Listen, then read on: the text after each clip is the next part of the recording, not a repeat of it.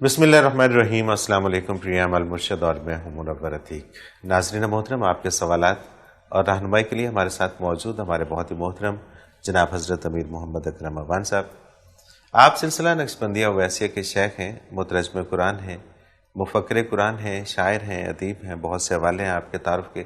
حضرت جی بہت شکریہ، آپ نے وقت دیا، اور حسب معمول صاحب سے پہلے چونکہ رمضان بھی چل رہے، تو ٹاپک کی طرف آتے ہیں۔ ارشاد باری تعالیٰ ہے کہ روزہ میرے لیے ہے اور میں ہی اس کا اجر دوں گا۔ عبادات میں سے صرف روزے ہی کے لیے یہ خاص ارشاد کیوں فرمایا گیا؟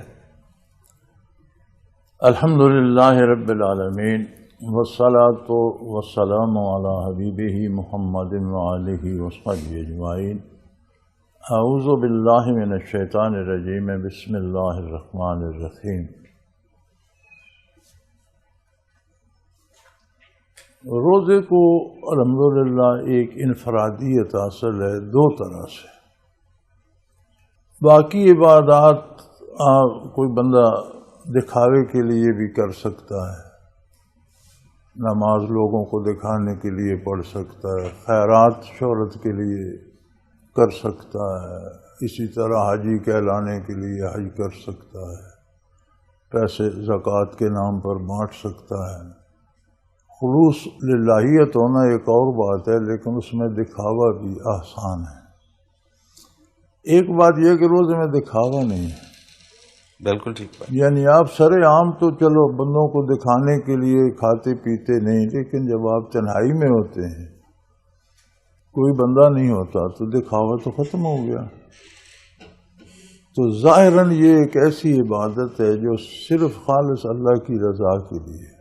بالکل صحیح۔ آپ الگ کمرے میں ہیں، سخت گرمی سے باہر سے آئے ہیں، کمرے میں اب فریج بھی پڑی ہے، ٹھنڈا پانی بھی ہے، اور پیاس بھی لگی ہوئی ہے، کوئی دیکھنے والا بھی نہیں، تو آپ نہیں پیتے، تو مطلب یہ تو خالص اللہ ہی کے لیے ہے، وہاں تو اللہ کے سوا کوئی بھی نہیں۔ بے شک بے شک۔ ظاہری جو سبب ہے اس کا وہ یہ ہے کہ یہ ایک ایسی عبادت ہے جو صرف اللہ کے لیے کی جاتی ہے۔ دکھاوے کے لیے تو باہر سے اندر گئے، باہر لوگوں کے سامنے روزے اندر جا کر کھا پی لیا۔ دوسرا اس میں اصل حقیقی بات جو ہے وہ رمضان شریف کی برکات میں یہ ہے کہ انسان کو اشرف المخلوقات اس لیے کہتے ہیں کہ اس سے اللہ نے اپنے ذاتی خطاب سے نوازا، ٹھیک، بالکل صحیح۔ اس سے بات کی۔ آدم علیہ السلام پہلے انسان نبی تھے، ان پر وحی نازل ہوئی، تمام انبیاء پر ہوتی رہی، آقا انعامدار صلی اللہ علیہ وسلم تک۔ نزول وحی اگرچہ صرف انبیاء پر ہوئی، لیکن خطاب پوری امت کو ہوئی۔ اب نزول وحی کے لیے تو ایک ایسا قلب چاہیے تھا جو کلام باری کو وصول کرنے کی استعداد رکھتا، ٹھیک، جتنی وہ عرف و اعلیٰ آپ دنیاوی زبان میں سمجھنے کے لیے اس کی جو ہائی فریکوینسی ہے، وہ کسی دل میں وہ فریکوینسی ہو تو وہ بات وہاں آئے گی نا۔ بالکل ٹھیک۔ اگر وہاں فریکوینسی بہت ہائی ہے، یہاں بہت لو ہے، تو میچ نہیں کریں گے۔ میچ نہیں کرے گی۔ بالکل صحیح۔ وہ جو فریکوینسی ہے جو کلام باری کو وصول کرتی ہے، وہ اسے شریعت میں نبوت کہتے ہیں۔ سبحان اللہ، سبحان اللہ۔ یعنی اللہ کے منتخب بندوں میں جنہیں اس نے نبی بنایا، ان کے قلوب میں قبولیت کی وہ استعداد رکھی کہ وہ کلام باری کو وصول کرتے، اور پھر وصول ہی نہیں کرتے، وصول کرتے ہیں، سمجھتے ہیں، پھر بیان کرتے ہیں اور سمجھاتے ہیں۔ سبحان اللہ، سبحان اللہ، بے شک بے شک۔ اب کلام باری ہمارے پاس قرآن مجید 30 پارے ہیں، اتنی مفصل کتاب کسی امت پہ نازل نہیں ہوئی۔ صحیح۔ اور یہ ایسی کتاب ہے کہ نزول سے لے کر قیامت تک زمانے بدلتے رہیں گے، حالات بدلتے رہیں گے، ضرورتیں بدلتی رہیں گی، ایجادات بدلتی رہیں گی، جہاں کوئی سوال پیدا ہوگا اس کا جواب اس میں موجود۔ کیا بات ہے، کیا بات ہے. صرف امت مسلمہ کے لیے نہیں، انسانیت کے لیے. دنیا کے جس گوشے میں انسان بستا ہے وہاں جو سوال پیدا ہوگا اس کا جواب اس میں موجود. اب اس کو وصول کرنے کے لیے اس ہائی فریکوینسی پر بھی ایک ظاہری ماحول درکار تھا. وہ اللہ کریم نے رمضان کریم سے بنایا. صحیح. کہ پورا معاشرہ جو ہے وہ انسانی خصوصیات چھوڑ کر فرشتوں جیسا ہو جائے. سبحان اللہ. نہ کھائے نہ پیے، نہ کوئی غلط بات کرے، نہ جھوٹ بولے، نہ نگاہوں کی بددیانتی کرے، نہ کان سے کوئی غلط بات سنے، کوئی غلط کام سوچے بھی نہیں. یعنی جیسا فرشتہ ہوتا ہے اس طرح کا ماحول ہو جائے اس مہینے میں، تو پھر نزول ایک پورے ماحول کو پاک طاہر طیب کر کے، کیونکہ نبی تو معصوم عن الخطا اور نبی تو طاہر طیب معصوم تھے صلی اللہ علیہ وسلم، لیکن پورے ماحول کو پاکیزہ کر کے تو کلام باری کا نزول ہوا. جو حضور اکرم صلی اللہ علیہ وسلم کے قلب اطہر نے وہ پھر حضور صلی اللہ علیہ وسلم نے بیان فرمایا، پھر اس کی شرح فرمائی. آج ہم ٹکڑیوں میں بٹے ہوئے ہیں اور کہا یہ جاتا ہے کہ اسلام میں بڑے فرقے ہیں. اسلام میں فرقہ نہیں ہے. ہم نے اسلام کو چھوڑ کر فرقے بنائے. اچھا. یعنی جس طرح نزول باری حضور علیہ الصلوۃ والسلام پر ہوا کلام نزول باری، اس طرح کلام کی شرح بھی حضور نے بیان فرمائی. سبحان اللہ. بالکل. جتنے فرقے ہیں ہم اپنی مرضی سے صرف و نحو کے زور سے، گرامت کے زور سے، علم کلام اور علم اصول کے زور سے معنی گھڑتے ہیں. صحیح. آج بھی ہم اس بات پہ متفق ہو جائیں کہ قرآن کا وہ معنی لیں گے جو حضور نے سمجھایا، صحابہ نے سمجھا، حضور کے سامنے عمل کیا، حضور نے تصدیق فرمائی کہ یہی مراد تھی. سبحان اللہ. بے شک بے شک. تحقیق ہو گئی نا. بالکل ٹھیک. کہ حضور نے بیان فرمایا نماز اس طرح پڑھنی ہے. قرآن نے تو کہہ دیا کہ الصلاۃ، نماز ادا کرو. اب نماز کیا ہے، اس میں کون سی دعائیں پڑھنی ہیں، کہاں رکوع ہے، رکوع میں کیا پڑھنا ہے، کہاں قیام ہے، کہاں سجدہ ہے، عطیات ہے، اس میں پڑھنا کیا ہے، رکعتوں میں کیا پڑھنا ہے، رکوع سجود کہاں ہے، کس وقت کی کتنی رکعتیں، یہ ساری تفصیل تو اقیم الصلاۃ میں نہیں. بالکل ٹھیک بات. اب یہ ساری نبی کریم صلی اللہ علیہ وسلم نے سمجھائی، صحابہ نے سمجھی، اور حضور کے وسلم کے سامنے نمازیں ادا کی. حضور نے بھی ادا کی، آپ کی کردار میں انہوں نے بھی، اور حضور نے قبول فرمایا کہ یہ درست. ہم کیا اس پہ متفق نہیں ہو سکتے؟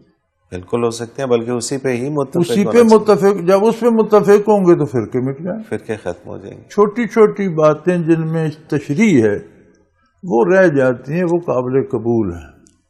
مثلا جی کوئی ہر وقت رفع یدین ہر تکبیر پہ کرتا ہے، کوئی تکبیر، یہ چیزیں تشریح میں ہیں. ٹھیک ہے. رکن ہے کہ تکبیر پہ رفع یدین کیا جائے، وہ سارے کرتے ہیں. صحیح. وہ حنفی کہتے ہیں جی پہلی تکبیر پہ ہو گیا حق ادا ہو گیا. شافعی کہتے ہیں نہیں ہر تکبیر پہ کرنے چاہیے. مالکی کہتے ہیں ہر تکبیر پہ کرنے چاہیے. اب اس میں تو کوئی بات نہیں. ابتدا میں نبی کریم صلی اللہ علیہ وسلم نے حکم دیا تھا ہر تکبیر پر بھی ہوتا تھا. حنفی کہتے ہیں کہ آخری عمل آپ کا یہ تھا کہ صرف تکبیر اولیٰ پہ کرتے. ٹھیک ہے. درست دونوں ہیں. وہ کہتے ہیں زیادہ بہتر یہ ہے. صحیح. اختلاف تو نہ ہوا. بالکل ٹھیک ہے. باقی مسائل میں بھی جو چھوٹا چھوٹا ائمہ میں اختلاف ہے وہ یہی ہے کہ درست دونوں ہیں، غلط کوئی نہیں، لیکن زیادہ بہتر یہ ہے. تو آج اگر ہم بحیثیت امت اس معنی کو قبول کر لیں تو کوئی اختلاف رہتا؟ سوال ہی پیدا نہیں ہوتا. سوال کوئی فرقہ نہیں اسلام میں. جب ہم اس معنی کو چھوڑ کر اپنے معنی پہناتے ہیں اب وہ غلط ہے، ایک نیا فرقہ بن جاتا. تو یہ ایک تزکیہ، ایک پاکیزگی ماحول میں، فضا میں تمام مسلمانوں میں درکار تھی، کیونکہ سب نے آگے وصول کرنا تھا حضور اکرم صلی اللہ علیہ وسلم سے. یہ نہیں کہ نبی کریم محتاج تھے معاشرے کی پاکیزگی کے. معاشرہ جیسا بھی ہوتا، سارا معاشرہ خدا نہ خواستہ انکار کر دیتا اسلام سے، تو نبی کریم نے تو کلام رسول کرنا تھا. بے شک بے شک. آپ کو تو نبوت عطا کی اللہ نے کہ نہیں؟ بالکل ٹھیک. لیکن معاشرے نے نہیں تو مستفید ہونا تھا. بالکل صحیح. کلام صرف نبی کے لیے تو نہیں تھا، کلام تو امت کے لیے تھا، اور امت قیامت تک ہے. تو معاشرے کو بھی تو وہ ایک پاکیزگی چاہیے تھی کہ جو نبی کریم صلی اللہ علیہ وسلم سے وصول کرتا، وہ فریکوینسی اس کے اندر، وہ فریکوینسی اس میں آئے. آج ہم وہ معنی قبول کیوں نہیں کرتے؟ ہماری وہ فریکوینسی خراب ہو گئی ہے. بالکل صحیح. ہمارا کردار بگڑ گیا، ہمیں صداقت نہیں رہی، ہم حلال نہیں کھاتے، ہم سچ نہیں بولتے. بالکل صحیح بات ہے. ہم ماننے کی بجائے اپنی منوانا چاہتے ہیں. ہر بندہ اپنی رائے کو دین کہتا ہے، اس لیے ہم بکھرے ہوئے ہیں. تو یہ جو تھا کہ پورا معاشرہ محض اللہ کی کلام کو قبول کرنے کے لیے ایک ملکوتی ماحول پیدا کر لے، فرشتوں جیسا ہو جائے. صحیح.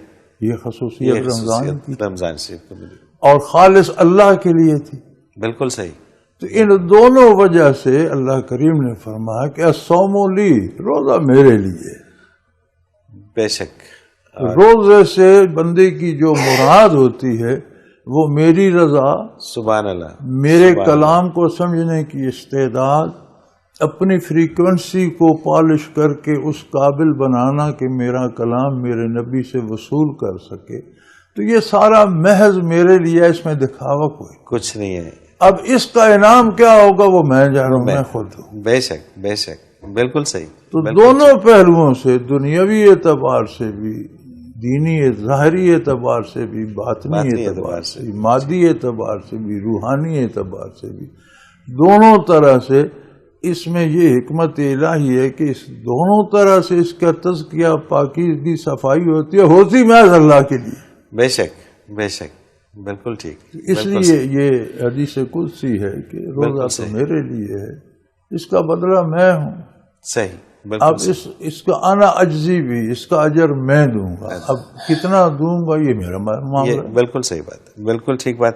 حضرت جی مجھے ایک بریک پہ جانا ہے اور کافی سارے سوالات ہیں رمضان شریف کے حوالے سے ہی، جب بریک سے واپس آئیں گے تو وہ شامل کریں گے. ناظرین محترم، اگر آپ بھی اس پروگرام میں اپنے سوال کے ذریعے شامل ہونا چاہیں تو اسکرین پہ ہمارا نمبر موجود ہے، آپ نوٹ فرما لیجیے 0333495521، اور اسی طرح سے آپ ہمیں ای میل کے ذریعے بھی اپنا سوال بھیج سکتے ہیں.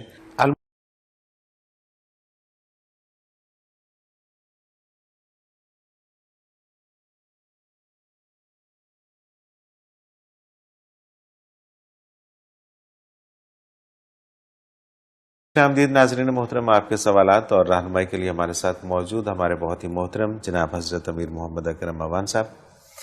حضرت جی سوالات کا سلسلہ شروع کرتے ہیں. ڈاکٹر عائشہ ستوت ہیں لاہور سے. کیا روزہ ٹوٹ جانے کے بعد بھی اس کا احترام لازم ہے؟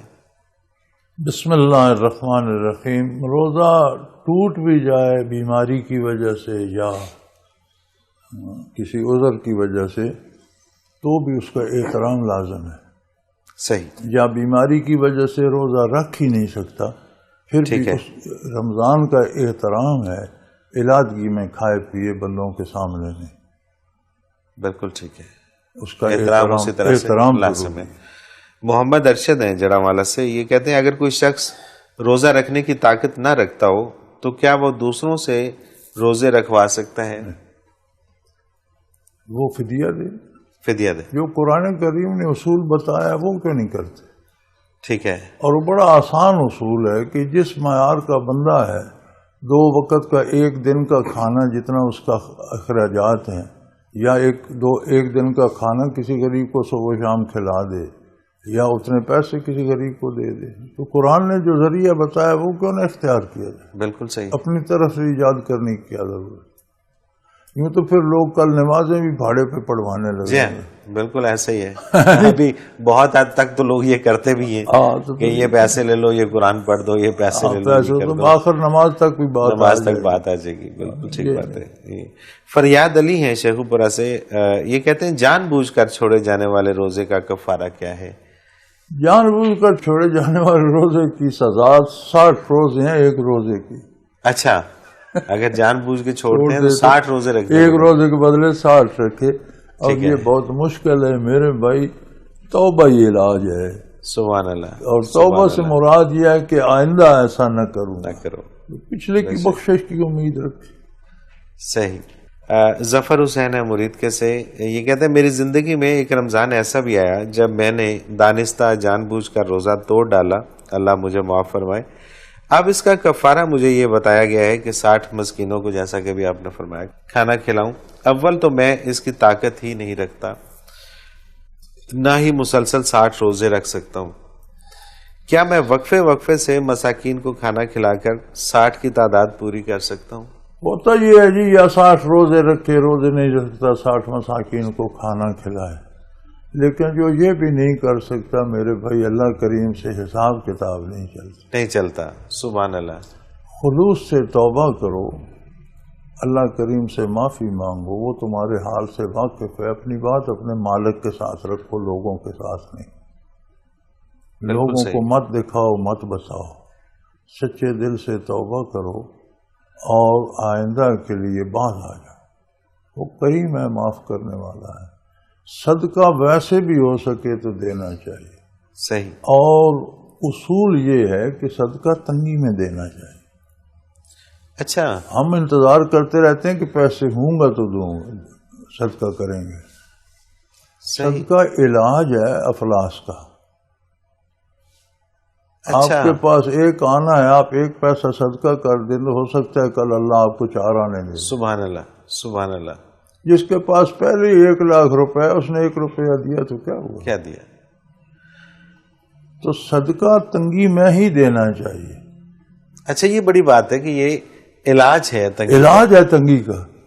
اب یہ کیا ہوا کہ بیمار کہ جی میں ٹھیک ہو گیا تو دوائی کھاؤں گا، یہ کون سا علاج ہے؟ کوئی بیمار یہ کہے کہ دوائی رکھ دو، جب صحت ہو گئی تو کھا لوں گا، بھائی یہ کون سا علاج ہے؟ دوائی تو بیماری میں کھانی ہے.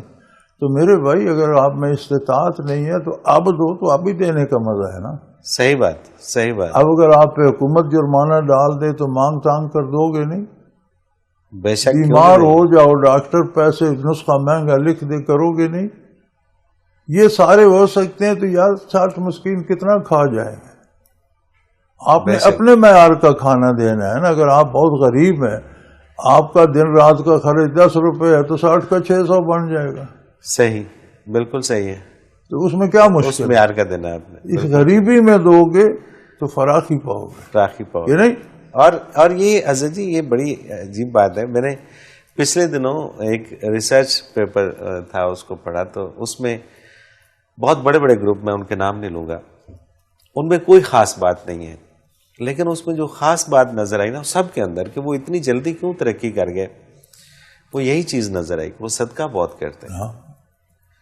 تو بھی دنیا بھی علاج ہے، جو بھی کافر بھی کرے گا تو اسے بھی زیادتی ملے گی. کیا نسخہ ہے؟ دنیا کا جو ہے فائدہ وہ کافر مومن دونوں کو ہوگا. سبحان اللہ. تو صدقہ کرنے ہی تنگی میں چاہیے. کافر بھی اگر کرتا ہے تو اس کو دنیا کا فائدہ ملے گا. صحیح. اس لیے تو اقوام مغرب ہم سے آگے نکل گئی کہ وہ اس پہ عمل کرتی ہیں. صحیح. آپ سارے مغرب کے اصول دیکھ لیں. قبل الاسلام حضور کی بعثت سے قبل مغرب کا کیا حال تھا؟ یہی دانشور نہیں تھے؟ یہی دانشور. ان کی حالات کیا تھے؟ یورپین کو تو کیو مین ہسٹری والے لکھتے ہیں اور وائلڈ ویسٹ کہتے ہیں. بالکل ٹھیک بات ہے. تو جب اسلام نے ترقی کی، انہوں نے اس بات پر ریسرچ کی کہ علاقے تو چھینے جا سکتے ہیں، لیکن کوئی غیر ملکی علاقے پہ قابض ہو جائے، صدیوں بھی رہے تو صدیوں مقامی لوگ لڑتے رہتے ہیں، بغاوتیں ہوتی رہتی ہیں، کوشش ہوتی رہتی ہے کہ اسے نکالا جائے. بالکل ٹھیک بات ہے. یہ جہاں جاتے ہیں وہاں کے لوگ مسلمان ہو جاتے ہیں، وہ کہتے ہیں یہیں رہو، اب آگے واپس نہیں جانا، ہم بھی آپ کے ساتھ ہیں، ہم آگے چلتے ہیں، دوسروں کو بھی کہیں. یہ کیا ہوا؟ سبحان اللہ. یعنی علاقے فتح ہو سکتے، دل فتح نہیں ہوتے. بے شک. ان کے خیال کے مطابق وہی کی برکات کی بجائے انہوں نے سوچا کہ انسان کی دنیاوی ضرورتیں جو ہیں، خواہشات، وہ اسلام پوری کرتا ہے، انہیں غلام نہیں بناتا، ان کی روزگار کی فکر کرتا ہے، تعلیم کی، امن قائم کرتا ہے. انہوں نے کہا یہ چیزیں اپنانی چاہیے. انہوں نے اپنائی، وہ ترقی کر دی. ہم نے چھوڑ دی، ہم پیچھے رہے۔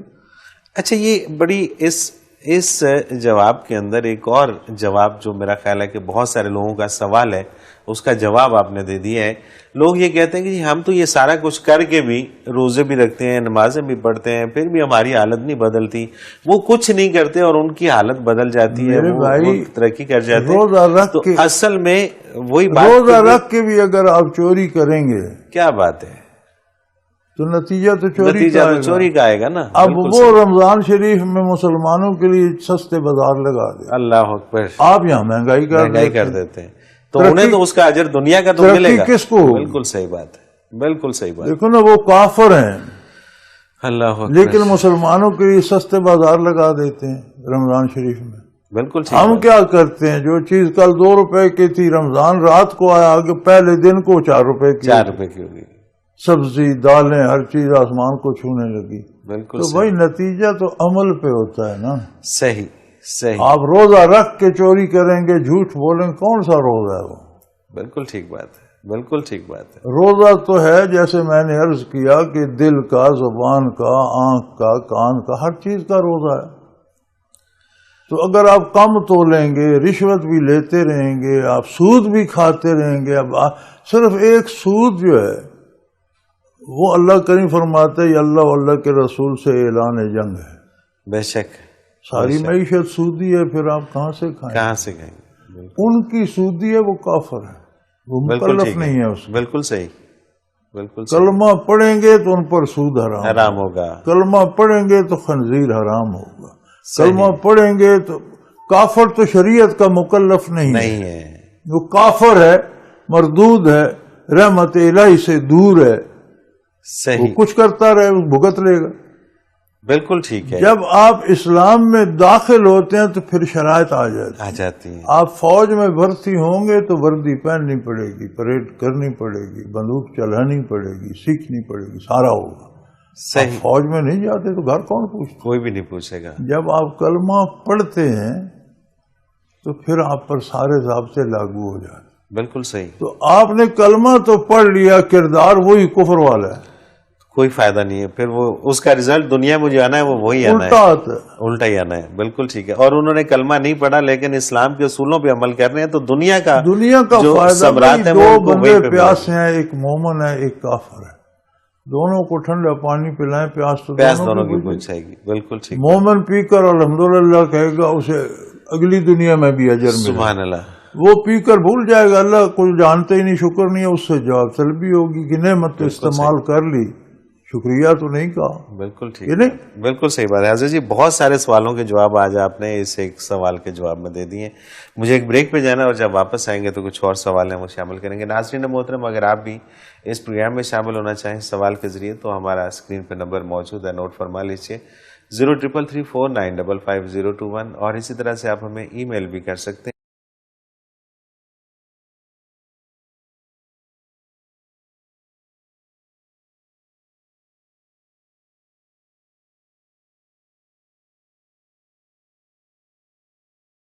ایک بار پھر خوش آمدید ناظرین محترم، آپ کے سوالات اور رہنمائی کے لیے ہمارے ساتھ موجود ہمارے بہت ہی محترم جناب حضرت امیر محمد اکرم اوان صاحب۔ حضرت جی، سوالات کا سلسلہ پھر شروع کرتے ہیں۔ محمد اویس، عرفان ادر، محمد سلیم شیخ پورہ سے، تینوں نے سوال بھیجا ہے کہ روزے کی حالت میں سب سے بہتر عمل کون سا ہوتا ہے؟ یہ سوال بڑا پرانا ہو چکا۔ ٹھیک ہے۔ قرآن کریم نے رائے متعین کر دی، فتح بھی نہیں۔ حضور کا اتباع اس میں خواہ آپ چھینک بھی ماریں اور اس پر الحمدللہ کہیں کہ حضور کا حکم ہے چھینک کے بعد الحمدللہ کو، تو وہ بھی افضل عمل۔ صحیح، بالکل ٹھیک۔ جتنی ہر ادا میں حضور کا اتباع اپناؤ گے، کوئی ایک عمل افضل نہیں ہوتا کہ آپ سارا اسلام چھوڑ دیں، ایک عمل کو کر لیں اور افضل ہوگا۔ اسلام ایز اے ہول ہے، پوری زندگی کا نام ہے، شب و روز کا نام ہے، کسی ایک عمل کا نام نہیں۔ صحیح۔ اور یہ ہمیں ان وظیفے بتانے والوں نے تباہ کر دیا۔ انہوں نے اللہ کے کلام کو جو زندگی کی کتاب تھی اسے عملیات کی کتاب بنا دی۔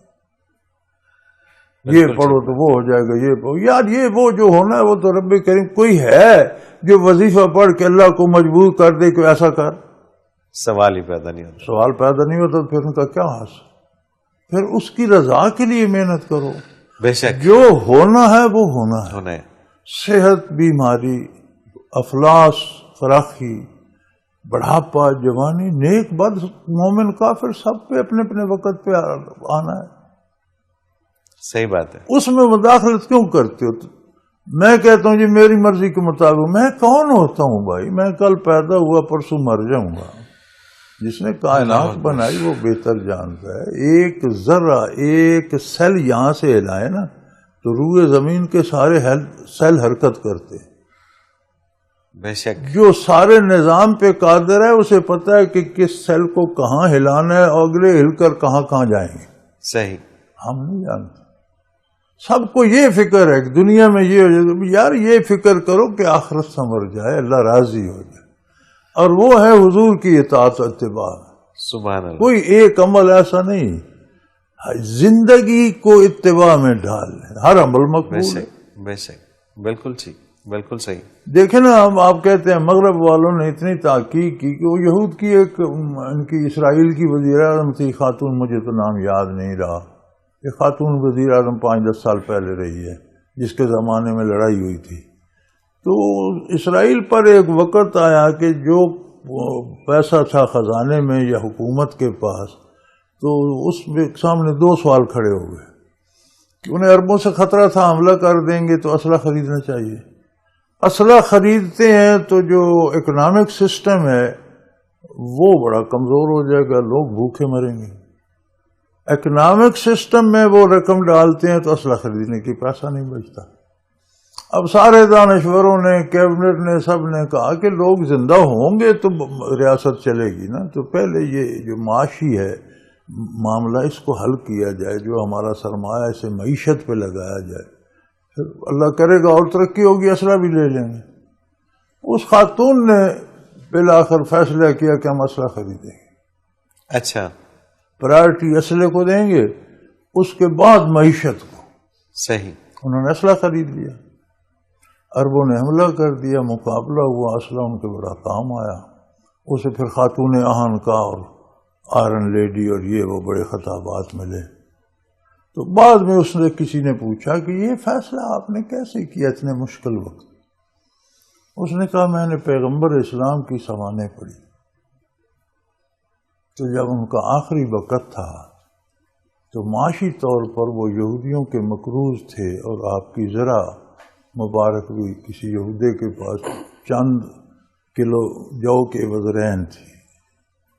معیشت گھر میں نہیں تھی، لیکن کئی تلواریں، متعدد نیزے، کئی تیر کمانیں وہ یہ گھر میں موجود تھی. کیا بات ہے. تو میں نے وہاں سے اخذ کیا کہ حیات زندگی کے دفاع کے لیے اسلحہ پہلے اور کھانا بعد میں. اب یہ وہ یہاں سے اسٹڈی کر کے اس نے وہاں سے، اس نے خود کہا کہ میں نے وہاں سے اخذ کیا کہ اپنی حفاظت کا سامان پہلے کرو اور کھانا روکھے سوکھے سے بھی بسر ہو جائے گی. بالکل صحیح. لیکن اسلحہ نہ ہوگا تو حفاظت نہیں کر سکو گے. تو میں نے وہاں سے لیا اور میں نے ملک کا دفاع کر دیا.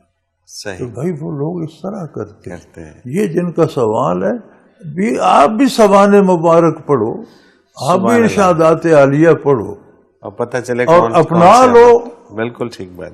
اگلا سوال حضرت شامل کرتے ہیں. حاجرہ بی بی ہیں، کہتی میں بہت بیمار رہتی ہوں، روزہ نہیں رکھ سکتی، گھر میں ویسے ہی کھانے کے لالے پڑے ہیں، ایسے میں کسی کو روزہ کیسے رکھوا سکتی ہوں؟ برائے مہربانی فرمائیے کہ میرے جیسے ضرورت مندوں کے لیے اس حالت میں کیا حکم ہے؟ روزہ رکھوانے کی تو بات ہی نہیں ہے.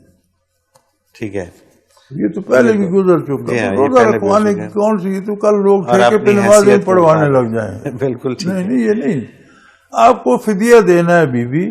آپ بھوکی ہیں تو جو جو کی روٹی آپ کھاتی ہیں وہی فدیہ آپ پر. ٹھیک ہے. اچھا یہ بھی ایک نا عجیب سی بات ہے کہ لوگ یہ سمجھتے ہیں، اس کو تھوڑا کلیئر کر دیجئے گا.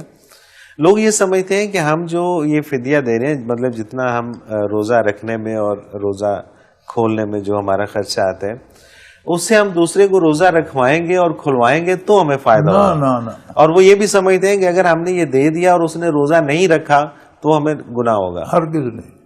ٹھیک ہے. آپ نے فدیہ دینا ہے، ہر بندے نے دوران سال اس کا جو دن کا خرچ ہے ٹھیک ہے. جتنا وہ کھاتا پہ، ہر بندے کا سٹیٹس اپنا ہے. ایک بندے کا دن 5 روپے میں گزر جاتا ہے، ایک کا 5000 میں گزرتا ہے. صحیح، بالکل ٹھیک ہوگا. ایک بندے کا ناشتہ کھانا سے پیر کی چائے، شام کا کھانا وہ ملائیں تو شاید 5000 سے بھی بڑھ جائے.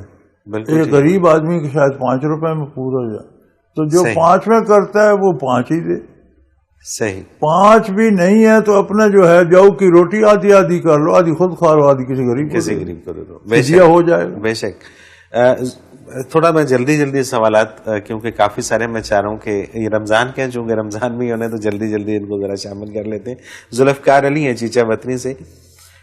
یہ کہتے ہیں کہ حضور نبی اکرم صلی اللہ علیہ وسلم کے مطابق روزہ کس چیز سے افطار کرنا چاہیے؟ کوئی قید نہیں ہے.